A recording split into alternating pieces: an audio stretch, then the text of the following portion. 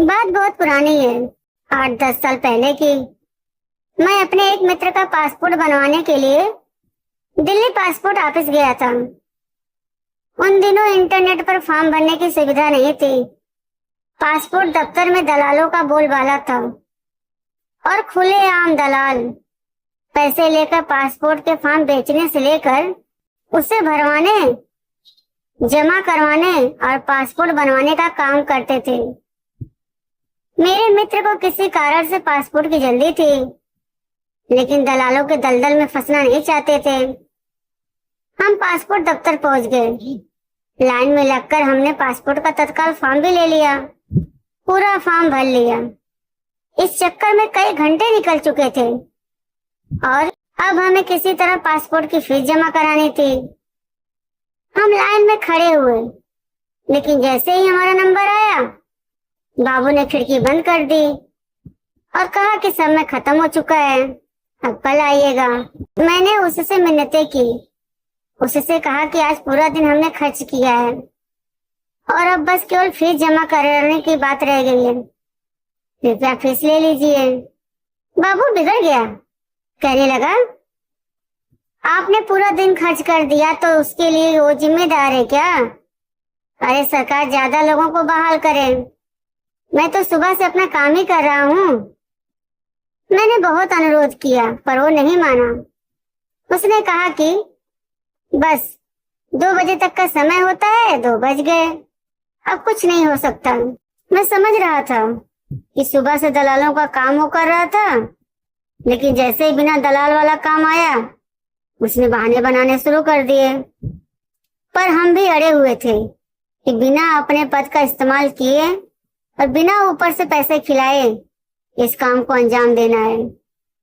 मैं ये भी समझ गया था कि अब कल अगर आए तो कल का भी पूरा दिन निकल ही जाएगा, क्योंकि दलाल हर खिड़की को घेर कर खड़े रहते हैं और आम आदमी वहां तक पहुंचने में बिलबिला उठता है। खैर, मेरा मित्र बहुत मायूस हुआ तो उसने कहा कि चलो अब कल आएंगे। मैंने उसे रोका, कहा रुको, एक और कोशिश करता हूँ। बाबू अपना थैला लेकर उठ चुका था। मैंने कुछ कहा नहीं, चुपचाप उसके पीछे हो लिया। वो उसी दफ्तर में तीसरी या चौथी मंजिल पर बनी एक कैंटीन में गया। वहां उसने अपने थैले से एक लंच बॉक्स निकाला और धीरे धीरे अकेले खाने लगा। मैं उसके सामने की बेंच पर जाकर बैठ गया। उसने मेरी ओर देखा और बुरा सा मुंह बनाया। मैं उसकी ओर देखकर मुस्कुराया। उससे मैंने पूछा कि रोज घर से खाना लाते हो? उसने अनमने मन से कहा कि हाँ, रोज घर से लाता हूँ। मैंने कहा कि तुम्हारे पास तो बहुत काम है, रोज बहुत से नए नए लोगों से मिलते होंगे। वो पता नहीं क्या समझा और कहने लगा, हाँ, मैं तो एक से एक बड़े अधिकारियों से मिलता हूँ, कई आईएएस, आईपीएस, विधायक और ना जाने कौन कौन रोज यहाँ आते हैं। मेरी कुर्सी के सामने बड़े बड़े लोग इंतजार करते हैं। मैंने बहुत गौर से देखा। ऐसा कहते हुए उसके चेहरे पर अहंकार का भाव था। मैं चुपचाप उसे सुनता रहा। फिर मैंने उससे पूछा कि एक रोटी तुम्हारी प्लेट से मैं भी खा लूं? वो समझ नहीं पाया कि मैं क्या कह रहा हूँ। उसने बस हाँ में सिर हिला दिया। मैंने एक रोटी उसकी प्लेट से उठा ली और सब्जी के साथ खाने लगा। वो चुपचाप मुझे देखता रहा। मैंने उसे खाने की तारीफ की और कहा कि तुम्हारी पत्नी बहुत ही स्वादिष्ट खाना पकाती है। वो चुप रहा। मैंने फिर उसे कुरेदा, तुम बहुत महत्वपूर्ण सीट पर बैठे हो, बड़े बड़े लोग तुम्हारे पास आते हैं, तो क्या तुम अपनी कुर्सी की इज्जत करते हो? अब वो चौंका। उसने मेरी ओर देखकर पूछा कि इज्जत मतलब? मैंने कहा कि तुम बहुत भाग्यशाली हो, तुम्हें इतनी महत्वपूर्ण जिम्मेदारी मिली है। तुम ना जाने कितने बड़े बड़े अफसरों से डील करते हो, लेकिन तुम अपने पद की इज्जत नहीं करते। उसने मुझसे पूछा कि ऐसा कैसे कहा आपने?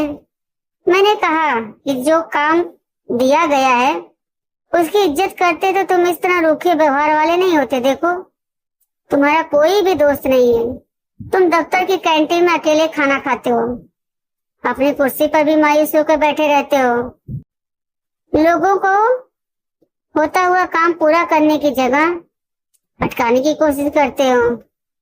मान लो कोई आदमी 2 बजे ही तुम्हारे काउंटर पर पहुंचा, तो तुमने इस बात का लिहाज तक नहीं किया कि वो सुबह से लाइन में खड़ा रहा होगा और तुमने फटाक से खिड़की बंद कर दी। जब मैंने तुमसे अनुरोध किया तो तुमने कहा कि सरकार से कहो कि ज्यादा लोगों को बहाल करें। मान लो मैं सरकार से कहकर और लोग बहाल करा लूं, तो तुम्हारी अहमियत घट नहीं जाएगी? हो सकता है तुमसे यह काम ही ले लिया जाए। फिर तुम कैसे आईएएस, आईपीएस और विधायकों से मिलोगे? भगवान ने तुम्हें मौका दिया है रिश्ते बनाने के लिए, लेकिन अपना दुर्भाग्य देखो, तुम इसका लाभ उठाने की जगह रिश्ते बिगाड़ रहे हो। मेरा क्या, कल भी आ जाऊंगा, परसों भी आ जाऊंगा। ऐसा तो है नहीं कि आज नहीं काम हुआ तो कभी नहीं होगा। तुम नहीं करो कोई और बाबू कल करेगा। पर तुम्हारे पास तो मौका था किसी को अपना एहसानमंद बनाने का, तुम उससे चूक गए। वो खाना छोड़कर मेरी बातें सुनने लगा। मैंने कहा कि पैसे तो तुम बहुत कमा लोगे, लेकिन रिश्ते नहीं कमाए तो सब बेकार है। क्या करोगे पैसों का? अपना व्यवहार ठीक नहीं रखोगे तो तुम्हारे घर वाले भी तुमसे दुखी रहेंगे। यार दोस्त तो नहीं है, ये तो मैं देख ही चुका हूँ। मुझे देखो, अपने दफ्तर में कभी अकेला खाना नहीं खाता। यहाँ भी भूख लगी कि तुम्हारे साथ खाना खाने आ गया। अरे अकेले खाना खाना भी कोई जिंदगी है? मेरी बात सुनकर वो रुआसा हो गया।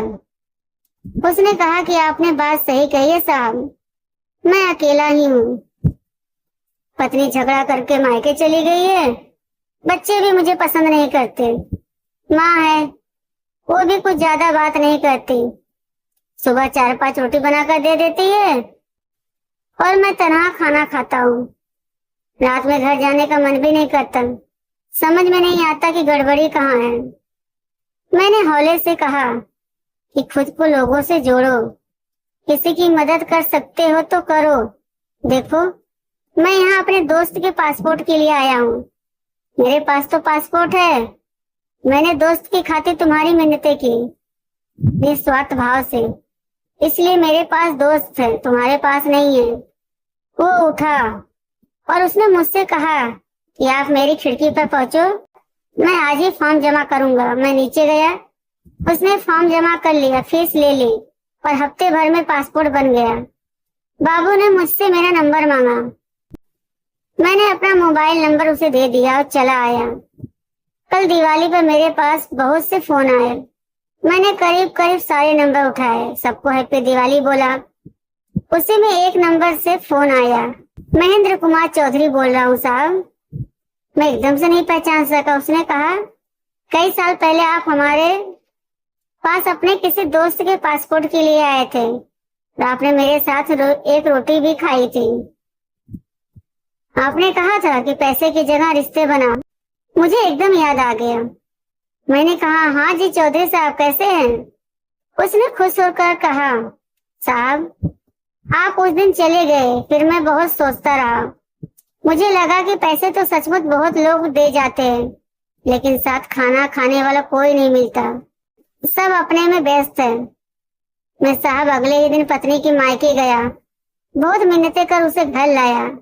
वो मान ही नहीं रही थी कि वो खाना खाने बैठी, तो मैंने उसकी प्लेट से एक रोटी उठा ली।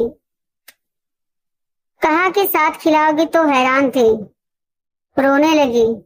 मेरे साथ चली आए, बच्चे भी साथ चले आए। साहब अब मैं भी पैसे नहीं कमाता, रिश्ते कमाता हूँ। जो आता है उसका काम कर देता हूँ। साहब आज आपको हैप्पी दिवाली बोलने के लिए फोन किया है। अगले महीने बिटिया की शादी है, आपको आना है।